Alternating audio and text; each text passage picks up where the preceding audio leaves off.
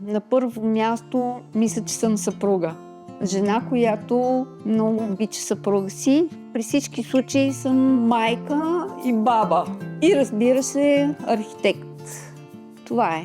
А плетенето на чантите е едно хоби, една почивка, едно разтоварване и начин да направя нещо така, че да зарадвам близките си. 2020 година, август месец, по повод комунването на моята дъщеря на една сватба, трябваше да направя малка чанта, която побере буквално целия свят.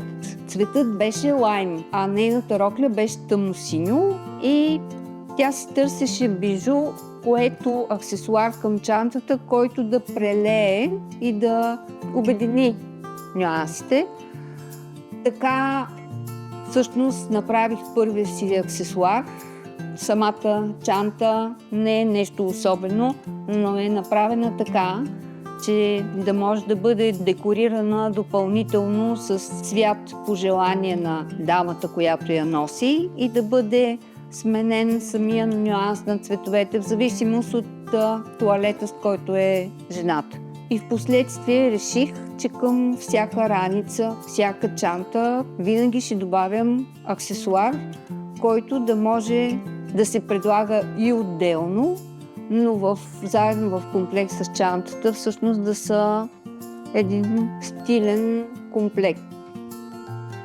Много си колебаех дали да участвам в конкурса, но аз съм стар конкурсачия.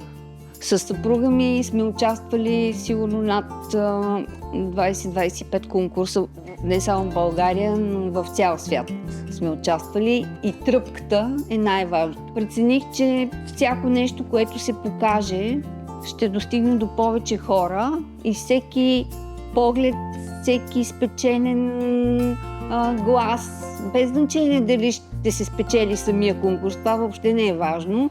Това ще допринесе много за мен като творец. Ако някой реши, че трябва да опита, трябва да започне да го прави.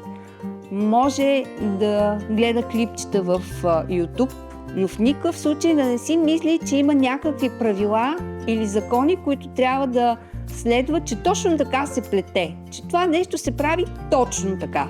Не съм съгласна. Мисля, че всеки трябва да пробва, да опита и точно от грешките, които можеш да допуснеш някаква грешка при плетенето, всъщност да се покаже, че имаш някакво много хубаво творение. Искам да кажа на групата Handmade България: вие сте моето спасение и когато наплета и правя едно такова творение, го правя, за да го публикувам и да ви го покажа. Бъдете здрави, бъдете вдъхновени, бъдете себе си. Аз съм Даниела Цонкова и съм български творец.